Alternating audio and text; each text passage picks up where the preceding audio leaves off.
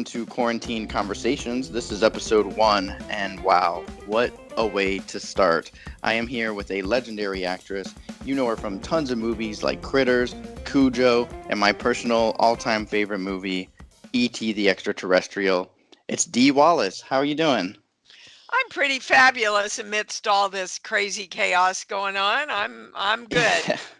Yeah, I was going to ask, how are you holding up with all the quarantine business? I just look at it as a much needed timeout for all of us.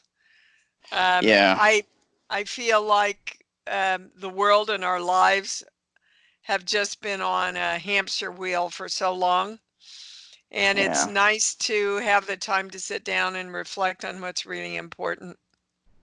Yeah, definitely, definitely.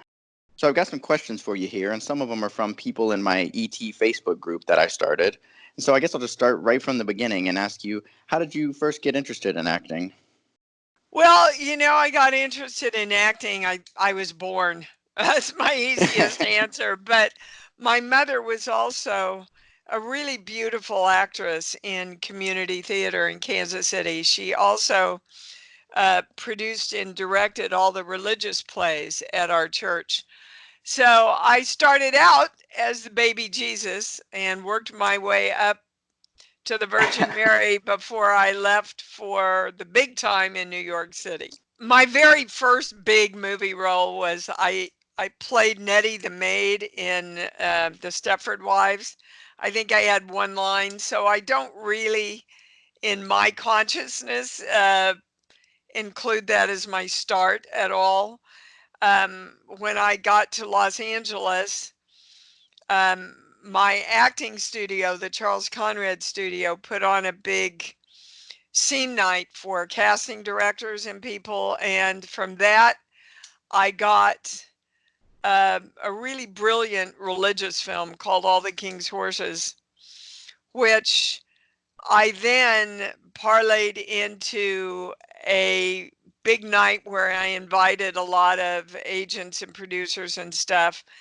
Got a terrific agent from that night and went then right into The Hills Have Eyes, which kind of sums up my career from a religious film into a horror film. Did you were you always interested in horror movies, or did that just kind of happened and you ran with it? I was always scared to death of horror movies. My mother would never let me watch them when I was little because I wouldn't sleep for weeks. I'm still incredibly wussy. I love true horror films, but so many of our films after the 80s are slasher films, and I can't do that, won't do that. Um, but a really good horror film like The Quiet Place Yeah. is I love films like that. And I really love doing them because I like doing a lot of emotional work in my acting, and there's no better place to do that than the horror genre. I know you and I were talking earlier about some of our favorite horror movies, and I was saying I think the scariest thing sometimes is what you can't see. I think it's the most effective in a movie sometimes is the fear of the unknown. Well, that's what fear is all about, right? And with all Yeah, the coronavirus going on now, yeah, no kidding. I That's want the to, the biggest right there. well, I want to remind everybody you have a really powerful choice available to you right now. You can keep focused on love and knowing that you are creating health and wellness, or you can get immersed in all the fear that's going on, which is just going to feed it even more. Yeah, yeah. The best thing we can do is what we're doing right now, staying home and Being making the best positive. out of it. Yeah, Yep. definitely. Kind of fast forwarding a lot actually. I to 19, I guess it'd be more 1981 when you were filming ET or about to. How did you get cast in ET? Like I know Henry Thomas has that audition that goes around online every now and then where he cries and they tell him you got the part, kid, like right then and there he gets it. Did you Yeah. have to Did you have to audition, or was it? No, actually, years before I had auditioned for used cars. And, Stephen works very, very far into the future. He has lots of projects in development while he's working on, what he's working on now. And so he saw me and he went, "Wow, that's who I want for ET." So when ET came along, I just got the offer for it. Kind That's of a great. Hollywood story there, isn't it? Yeah. Did you get to read a script beforehand, or was it just like this is I what it is? I insisted on reading a script, and my agent said, "Dee, it's Steven Spielberg." And I said, Exactly. I don't want to get on Steven Spielberg's film and go, I don't know if this is really right for me." So I had to go over the studio behind locked doors and read the script. There was a lot of secrecy around it. At that time, it was called A Boy's Life. And I called my agent from the phone in the room and said, "Look, I don't know if this is going to do anything for me, but I think it's going to do a lot for the world, and I want to be a part of it." And the rest is kind of history. How different was the script compared to what we ended up seeing?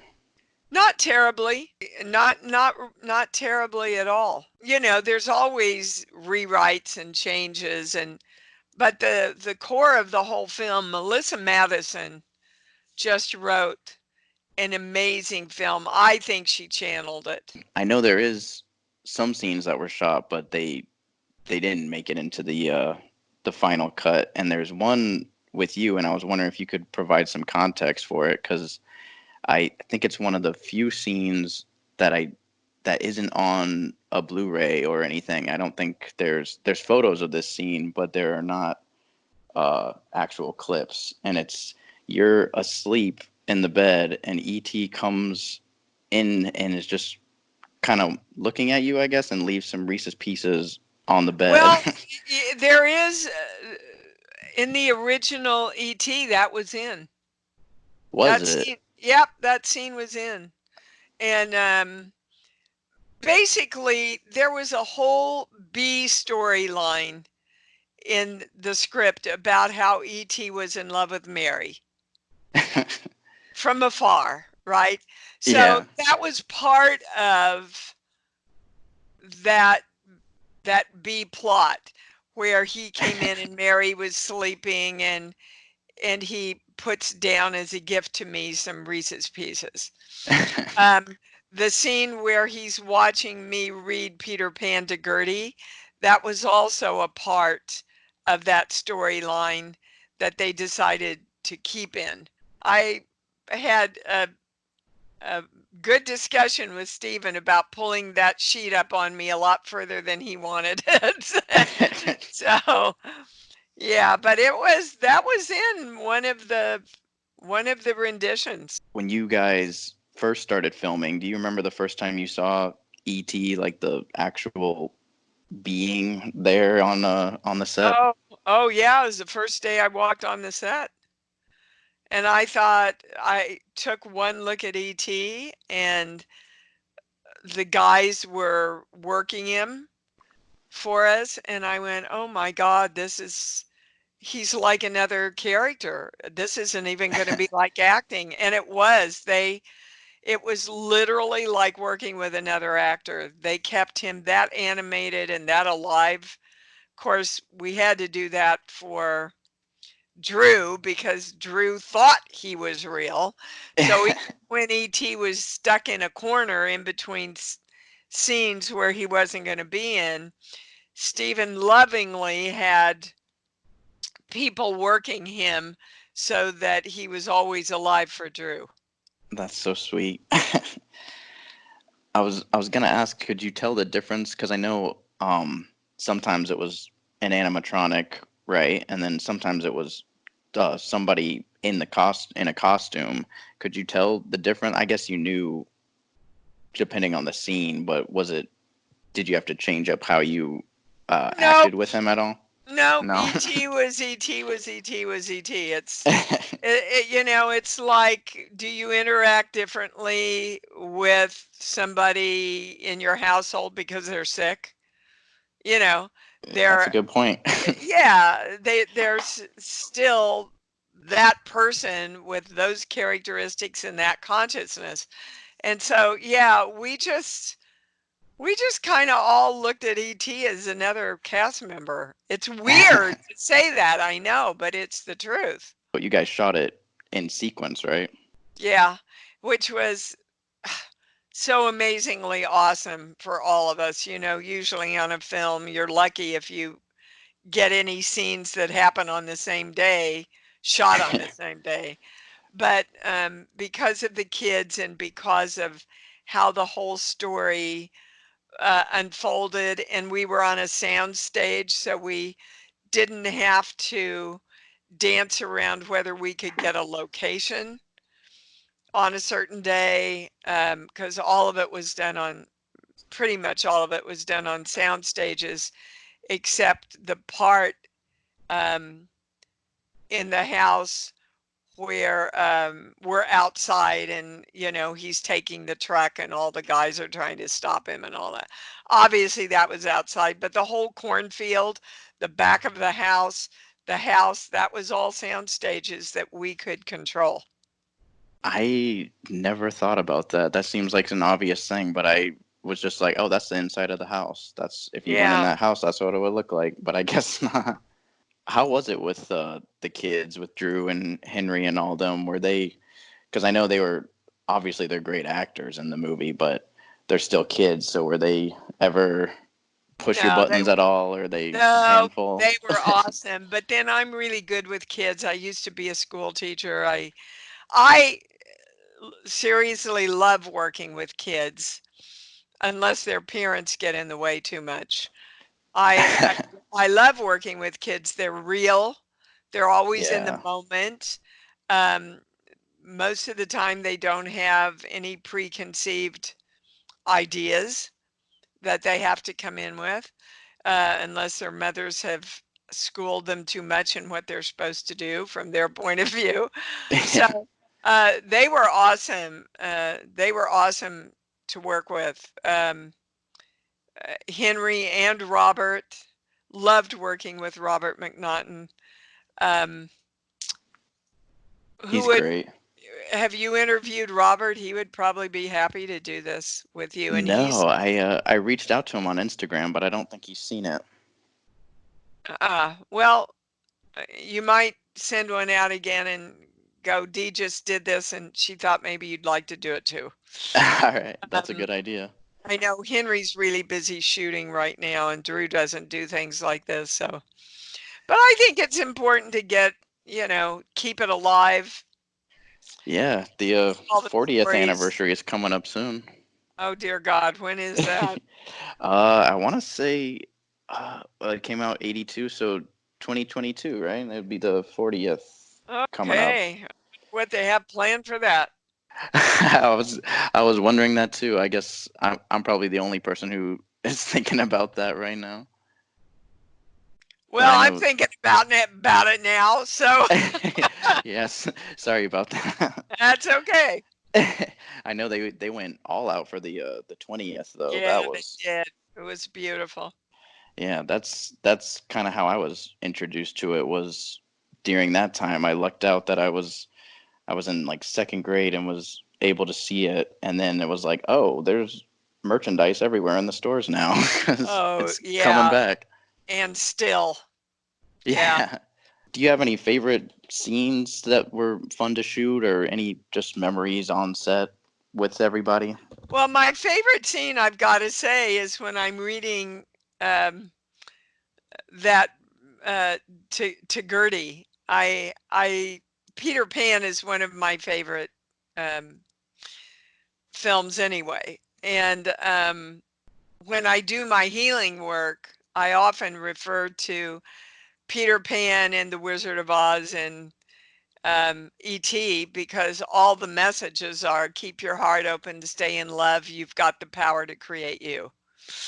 Yeah. So I really loved that scene. I love the dinner table scene, um, That's where I get great. up and walk away. That was not in the script. And what happened to me was I'm sitting there as the character and I start to cry when he says, "My husband's in Mexico with Sally."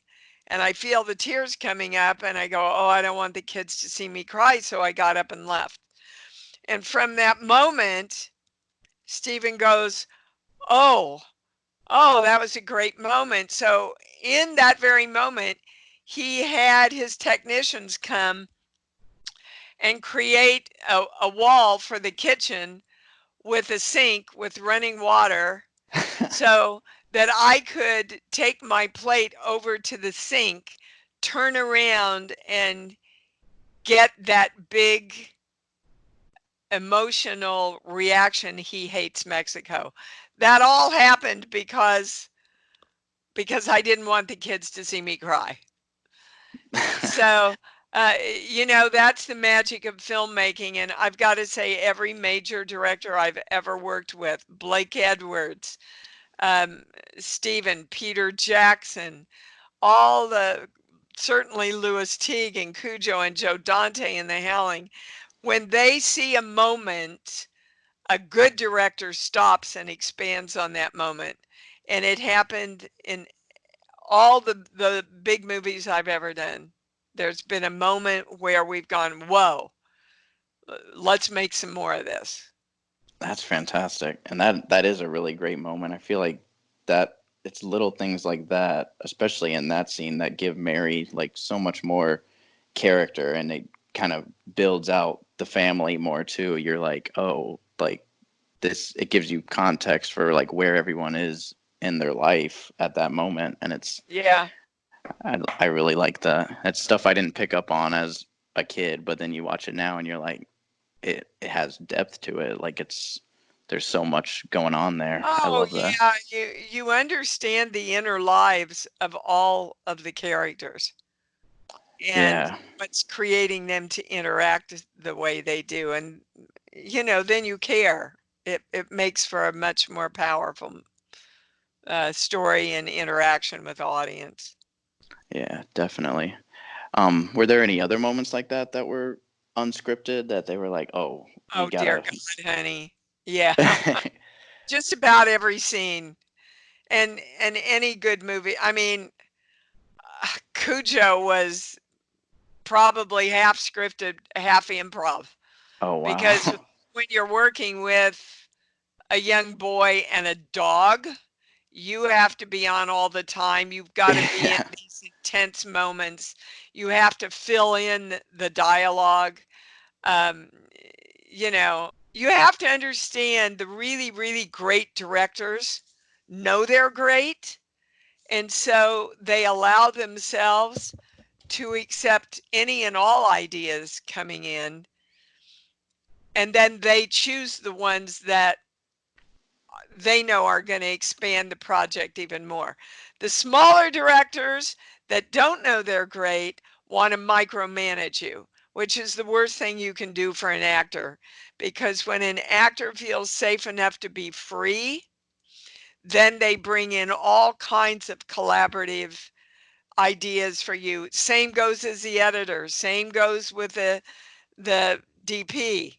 So a good director has the vision, knows how to hold on to the vision while he's open to all of this amazing creativity that can come in. I've heard there's some directors out there. I won't name any names, but I've heard kind of stories like that where they're very particular and they micromanage and they don't let their actors do what they need to do, and it never turns out well, or it doesn't turn out as Well, well as it could. send me a list. I'll make sure that I don't go in for their stuff. Since everything was filmed in sequence, so that final scene is like that's such a huge moment, and everyone's crying, everyone in the theater and everyone on screen. What was that moment like? Because I know from what we're seeing, there's a spaceship flying up and the door is closing and everything. But what were you guys looking at? Like, We were looking at dots. Yeah, That none of that stuff was, I mean, when the spaceship takes off, that's all CGI or special effects back then. yeah. But there was a partial spaceship on the set in the backyard that he walked up into. Oh, that's pretty good then. So, That's so you were able to look at something. oh, absolutely. That's great. Absolutely. Yeah. And it's important for kids, the adults are trained to fill in things and see things, react to blue screens and stuff, but it's a little tougher for a 4 and a 6-year-old, Yeah, you know. definitely. So that and all of that is that's real emotions coming from everybody is what I've heard, which I gotta believe is true, right? Because it's if it's shot in sequence, Well, then it's it's real emotion and it's acting. I mean, that's our yeah, job is to bring in the real emotion when they say action. So you yeah, have to combine those two worlds. You have to take yourself into an open heart and your love of ET and your sadness, and that all is very real, and you're acting because you're choosing to be able to pull that up in a moment and several times if you have to do several takes. this was a question from somebody in my ET group I thought was pretty good. Was it hard to move on after filming, wrapped and everything, after like you experience all this stuff with these kids and basically a family for all that long? And I guess every movie is like that, but what is it a little more difficult with ET to move No, on after that? no, and I know a lot of people that aren't involved in filmmaking don't get this, but you come together and you're incredibly close and you're an incredibly close family, and then when it's over, everybody's totally ready to get the hell out of there and start the next job. It's true. Now, that being said, the boys and I have remained good friends. We do a lot of conventions together. So, um, on every film that I've been in, there have been people that I have stayed in touch with, continued to be friends with, continued to hold as part of my family. It's yes and no in pretty Yeah, much every endeavor. yeah. That's kind of like how I used to do some little theater stuff here and there, and you bond so close with a cast, and you're like, oh wow, we're gonna hang out after this, and then you're like, well, we're on to the next thing now. So Yeah, it's yeah, it's just kind of the way of life. It takes effort. what's it like now when you see Robert and Henry at conventions and stuff? Is it because it's got to be a little different than when you see a different co-star because you've known them since they were kids. So is it? Uh, Yeah, but we pretty much relate on an adult level now. I think the boys still have a fond maternal respect for me. yeah, Um, but that doesn't mean we don't go out and get plastered together. I love that. So when ET was at the height of its success, it was like the highest grossing movie of all time for a while. Did you have any crazy interactions with fans or anything? Um, I had one drunk woman in Vegas throw me up against the wall and go, "Oh my God, you're ET's mom. You pee too."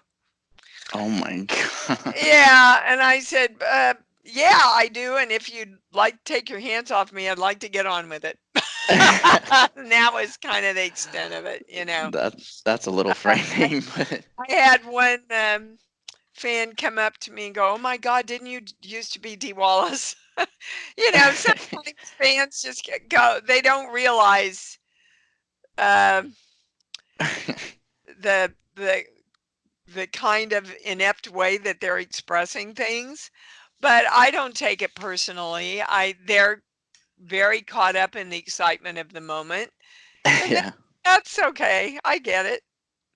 So you always knew that you had something special here, even when you were filming. But then when you finally see the movie, like at the premiere, what was that like as far as like seeing it all put together?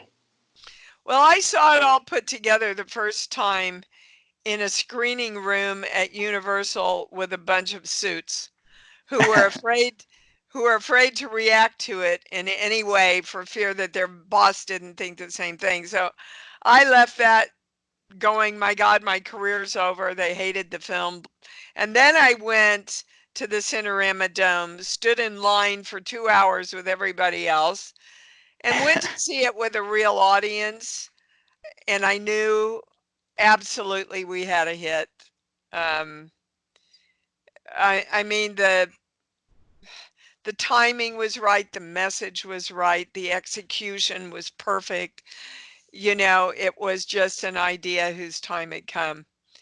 And it was a perfect positive storm that really continues to shift and change the world in a positive way.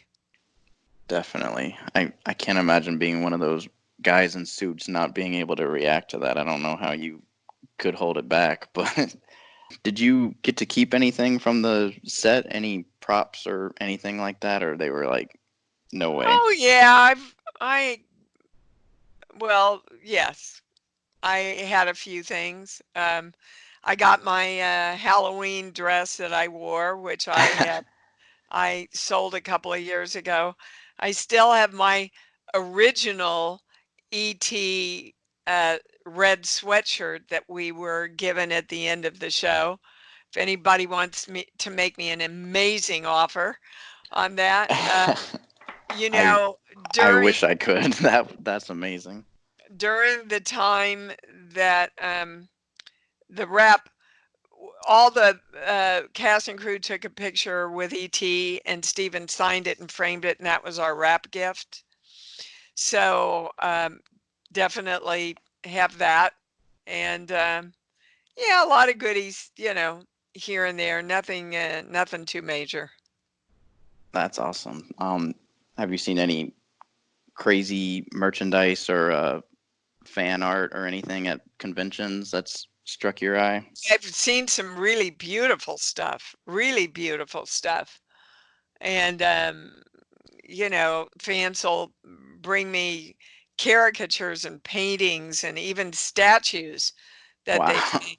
Yeah, it's really quite incredible, the artistry and the creativity of my fans out there. I can't tell you how I appreciate all of you and send you all love. Your support and love of this film means so much to us. that's great to hear. Just to wrap it up, I wanted to ask you what you're up to now. I know a lot of it, and but I thought you'd probably be able to explain it better, tell everybody Well, about. I have a few films coming out. Await the Dawn, which is a kind of a sci-fi slash horror. Um, Fanboy 13, which I know a lot of people are following on the internet. And then a little horror film called The Bewailing that I just finished. So, our whole business is on hold now. Nobody's doing anything. Nobody's working right now. Yeah, So, Um, but I also have a whole healing practice that I do. I'm a clairaudient channel, and you can tune in to my live show every Sunday morning if you go to iamdwallace.com. Um, on the homepage, it will show you how to connect to my radio show, and you can call in and talk to the channel and ask guidance and direction about anything you're wondering about. So I have all that whole other side of me that's keeps going, you know, while I'm doing all the acting. that's awesome. That's great. I think people will definitely need somebody to talk to and some sort of guidance in a time like this because it's definitely uh, an interesting time right now. You think? It's a Yeah, again, it's a time for us to realize that we have more power than we know, and that power comes through our choice of whether we want to know we're okay, that we're taken care of, that we are creating health and wellness in our lives, that we focus on that. We eat as well as we can, we exercise however we can, um, take some time to go within and meditate. All those things are going to enhance your immune system, guys. Anything that you can do to enhance your immune system, which is one of the big things, is letting go of stress um, in any way you can. That's going to help you get through mentally, emotionally, and physically right now. Definitely. Well, I think that's all I got for you, and I really Oh, good, appreciate you. because I'm out of time too, Wesley. But it's been a joy joining you, and much love to all your listeners. And yeah, here's to this film lasting forever and ever and ever. Yeah, I think it will. I think it's on the right track. All right, sweetheart. Have a great day. Thank you. You too. I appreciate you taking the time. Bet. Bye bye. And there you have it. That's our very first episode of Quarantine Conversations. I want to thank Dee Wallace again for calling in and spending time with me. And if you want to see more episodes of this or some of our episodes of Nostalgia, you can check out our channel and subscribe. You can also check out all of our social media in the description below. And we'll see you next time.